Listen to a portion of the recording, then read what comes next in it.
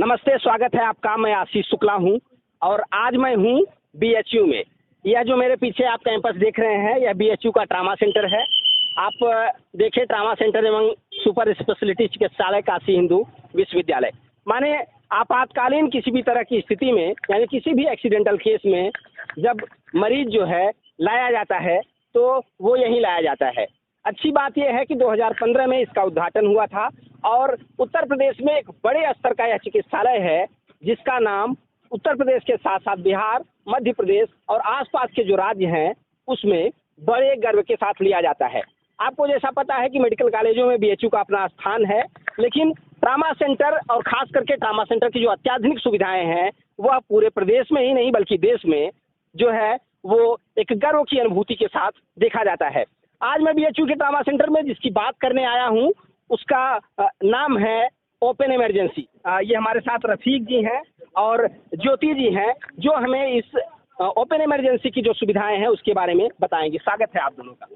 क्या सुविधाएं हैं, क्या है, कैसे कैसे इसका पूरा प्रोसेस है वो जरा हमें बताएं। एक्चुअली कोई भी पेशेंट जो आता है ट्रॉमा का, जनरली एक्सीडेंट या फिर कोई ट्रॉमा का जो भी केस होता है, या तो रेफर होके आता है या फिर मतलब कि कहीं यहीं आसपास होता है तो डायरेक्ट भी पेशेंट्स आते हैं। यहाँ आने के बाद में तुरंत एम्बुलेंस से पेशेंट को हमारे स्टाफ के द्वारा रिसीव किया जाता है। यहाँ आप रिसीव करते हैं? हाँ, यहाँ से पेशेंट को रिसीव करते हैं। रिसीव करने के बाद में हम इस पेशेंट को रेड एरिया के अंदर शिफ्ट कर देते हैं। हमारा रेड एरिया जोन है जहाँ पे सबसे पहले पेशेंट को देखा जाता है और यहाँ पे हमारे सारे रेजिडेंट्स, डॉक्टर्स और स्टाफ अवेलेबल होता है। और सबसे पहले पेशेंट को आते ही ट्रॉमेटिक जो पेशेंट आता है सीरियस कंडीशन में तो पेशेंट को असिस्ट करते हैं और हमारे पास हमारी हॉस्पिटल की सुविधाओं, हॉस्पिटल की तरफ से 22 मेडिकेशंस जो है 22 मेडिकेशंस हैं जी, वो यहाँ पे इमरजेंसी के तौर पर ना फ्री में की गई हैं। तो ये जो जीवन रक्षक जो दवाइयाँ हैं वो हमारे यहाँ पे फ्री में मिलती हैं और कोई चार्ज नहीं, इसका कोई चार्ज नहीं होता है। जैसे इमरजेंसी में जो पेशेंट आते हैं तो वहाँ उन्हें किसी तरीके की फीस या कुछ ऐसे पैसे वैसे जमा करने पड़ते हैं? यहाँ पर ओनली ओपीडी स्लिप जो होती है वो 30 रुपए की ओपीडी स्लिप होती है, जो कि जिसके ऊपर डॉक्टर देखता है वो अपने पेशेंट का अटेंडर उसी से कटवाने पड़ती है। उसके बाद में उसकी जो 30 रुपए जमा करके उसका इलाज शुरू हो जाता है इलाज। और जो आप मुझे एरिया में भी दिखा रहे थे वहाँ मैंने उसी 30 रुपए में डॉक्टर एग्जामिन शुरू कर देते हैं, पूरा असेसमेंट करते हैं पेशेंट का और पेशेंट को नीड के अनुसार आगे एक्सरे रिपोर्ट और सीटी स्कैन एमआरआई के लिए भेज दिया जाता है। और यहाँ मैम कितने डॉक्टर करीब यहाँ इस एरिया में बैठते हैं? और यहाँ और किन लोगों की टीम रहती है इस एरिया में जो राउंड टेबल लगी हुई है? यहाँ पर हमारे हर डिपार्टमेंट के डॉक्टर होते हैं। हमारे न्यूरो सर्जन होते हैं, ऑर्थोपेडिक्स होते हैं, ट्रॉमा सर्जरी के होते हैं, प्लास्टिक सर्जरी के होते हैं और भी अगर किसी रेफरेंस की जरूरत होती है तो हम उनको कॉल करके बुला लेते हैं। पेशेंट को यहाँ आते ही जो हमारे मेडिकल ऑफिसर सर हैं वो रेफरेंस डिवाइड कर देते हैं। पेशेंट को असेस करके वो बता देते हैं कि इनको किस किस डिपार्टमेंट की जरूरत है।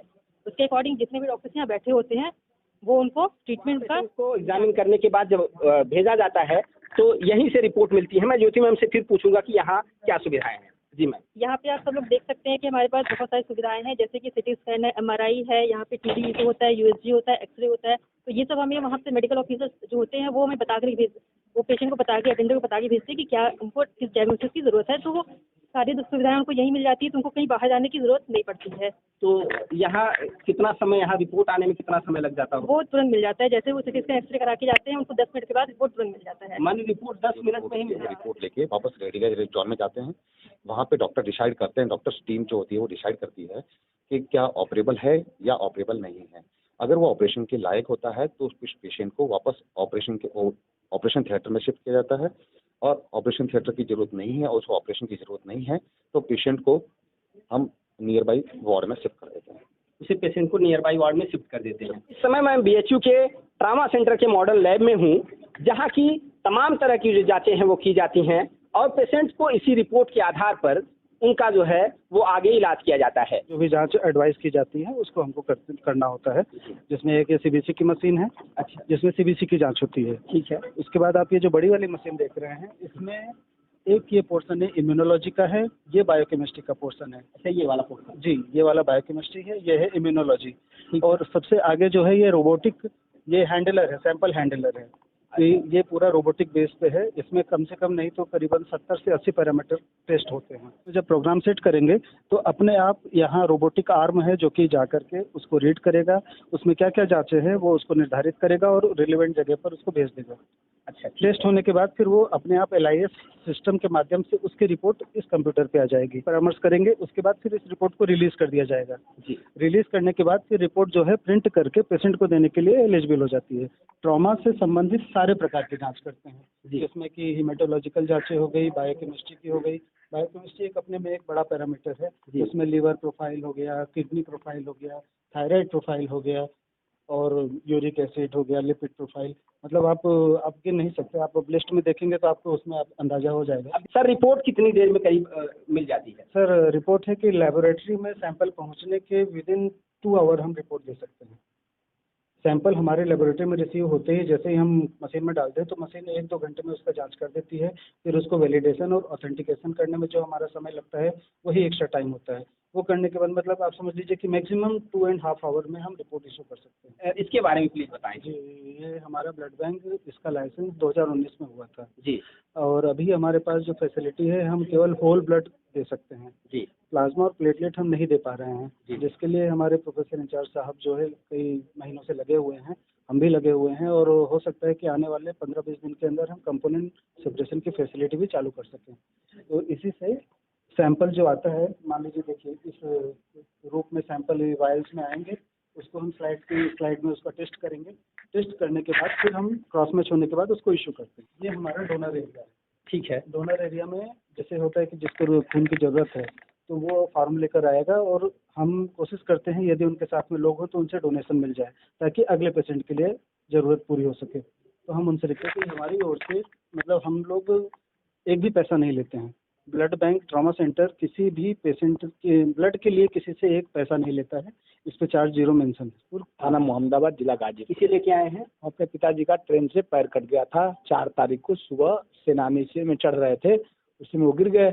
उनका दाहिना पैर पूरी तरह कट के अलग हो गया। आपको 3 यूनिट ब्लड लगा, लेकिन एक भी रुपए नहीं देने पड़े। बस हम अपना डोनेट करके और उसके बदले अपना ब्लड दे दिया। तो ओटी एरिया में हूँ, जहाँ मेन प्रोसेस क्या है, क्या क्या यहाँ है, कैसे होता है? एक्चुअली जितने भी पेशेंट ट्रायल्स में होते हैं जो इमरजेंसी बेसिस पे आते हैं, वो पेशेंट अगर इमरजेंसी ओटी की नीड होती है तो जस्ट एक एडमिशन और वायरल मार्कर के करवाकर ऊपर आते हैं।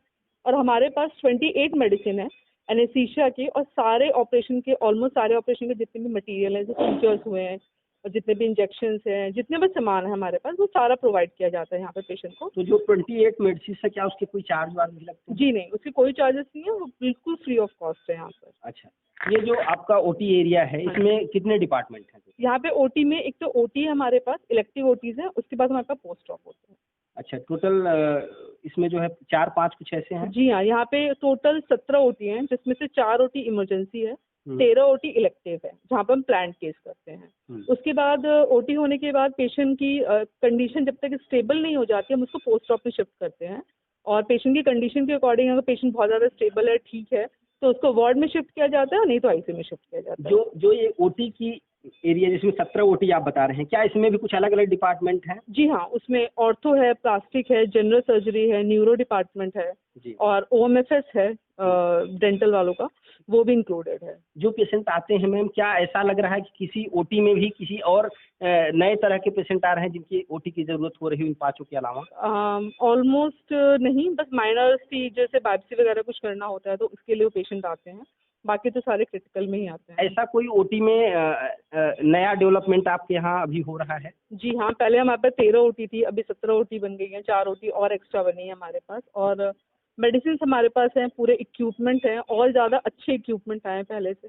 जब क्रिटिकल कंडीशन होती है तो करीब कितना समय लगता है आपको रिकवर करने में? एक तो ये हुआ कि आप उसे भेज देते हैं, अगर क्योंकि क्रिटिकल है तभी ओटी में आना है, इस ऑपरेशन में कितना टाइम करीब लग जाता है? It's depend on the patient actually. कुछ पेशेंट्स का ऑपरेशन 2 घंटे लगता है, किसी का 6 घंटे भी लगता है, तो वो डिपेंड करता है कि कितना पेशेंट कितना क्रिटिकल है। एक दिन में ओटी के करीब कितने केसेस आ जाते हैं? हमारे पास एक दिन में 15 से 20 केसेस इमरजेंसी में होते हैं, और इलेक्टिव तो ऑलमोस्ट मिला के आप 35-40 केसेस मान सकते हैं। क्या ओटी के कोई मिनिमम चार्जेस या फिक्स चार्जेस भी हैं क्या? हाँ, ओटी के मिनिमम चार्जेस हैं जो बहुत ही लेस हैं। अच्छा। एनेस्थीसिया के और बेहोशी के और ऑपरेशन के। बिल्कुल कंपलसरी है, उतना देना है या अलग अलग रेट है 5 department? It depend on the OTs also, कि किसी की बहुत ज़्यादा क्रिटिकल या लंबी सर्जरी है तो उसके चार्जेस अलग हैं, और जिनकी छोटी ओटीज जिनका ड्यूरेशन कम होता है उनकी ओटीज आपके ये 70 जो ओटीज हैं इसमें स्टाफ करीब कितना है? हमारे पास टोटल 50 स्टाफ नर्सिंग में है और मैक्सिमम 25 स्टाफ ओटीएस में है। उसके अलावा एमटीएस है, स्ट्रेचर बियरर्स हैं, हाउसकीपिंग है। ज़्यादातर केसेस को करीब कितने परसेंटेज में अगर हम पूछे तो करीब कितने केसेस को आप सॉल्व कर पाते हैं या लाइफ सेव कर पाते हैं? ऑलमोस्ट 70%।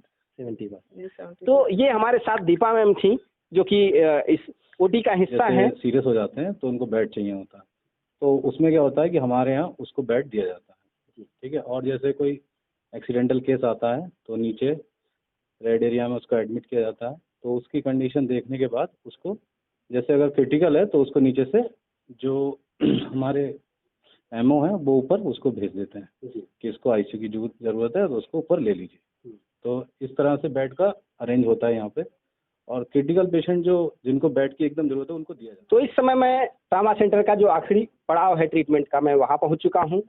यहाँ पर जो पेशेंट हैं उन्हें एडमिट किया जाता है उस कंडीशन में जब पेशेंट जो है उसे काफ़ी रिलीफ की कंडीशन होती है। माने यहाँ उसे एडमिट करने के बाद अगर आईसीयू से उसे रिलीफ मिल जाती है, ओटी से रिलीफ मिल जाती है, या सामान्य कंडीशन जब होती है तो उसे यहाँ लाया जाता है।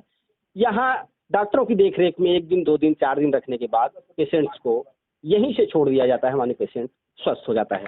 मैं इसमें क्या है, मैं ज्योति मैम से वो जानना चाहूँगा। मैम क्या है इसमें? ये हमारा ऑर्थोपेडिक वार्ड है। वैसे तो वार्ड हमारा ये 4th फ्लोर है, ये ऑर्थोपेडिक वार्ड है, लेकिन हमारे और भी वार्ड्स हैं। न्यूरो सर्जरी वार्ड है, ट्रॉमा सर्जरी वार्ड है, प्लास्टिक सर्जरी वार्ड है, पॉलीट्रोमा वार्ड है। तो नीचे जो हमारे सर होते हैं वो सारे रेफरेंस देने के बाद उनको हर डॉक्टर डिपार्टमेंट के देखते हैं। देखने के बाद वो बता देते हैं कि पेशेंट को किसमें एडमिशन की जरूरत है। उसके अकॉर्डिंग क्या होता है कि पेशेंट को अगर हड्डी में चोट है तो ऑर्थो वार्ड में एडमिट किया जाता है, अगर सर की चोट है तो न्यूरो वार्ड में, अगर पेट की चोट है तो ट्रॉमा सर्जरी, ऐसे करके वो डिवाइड कर देते हैं और पेशेंट को वार्ड में एडमिट कर दिया ये जाता है। आर्थो का है। ये ऑर्थो का वार्ड हमारा है। तो एडमिशन के बाद पेशेंट के जैसे जैसे रिकवर होने लगता है फिर वो वार्ड से ही डिस्चार्ज जाते हैं। बहुत धन्यवाद इस जानकारी के लिए।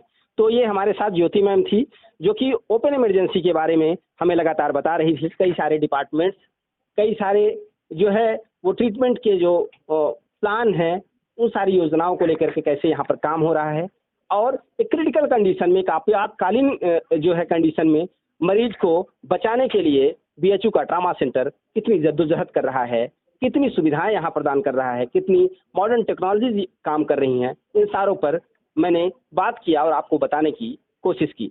यहाँ के जो इंचार्ज हैं, उनके अलावा रफ़ीक सर, ज्योति मैम, अजय जी, मनीष जी, तमाम ऐसे जो स्टाफ हैं, उनका एक शानदार सपोर्ट मिला, जिसकी वजह से यह जो इमरजेंसी ओपन इमरजेंसी जो सुविधा है उसके बारे में आपको जानकारी दे सका। आप देख रहे हैं रिपोर्ट वाला 24 चैनल को लाइक से सब्सक्राइब करें।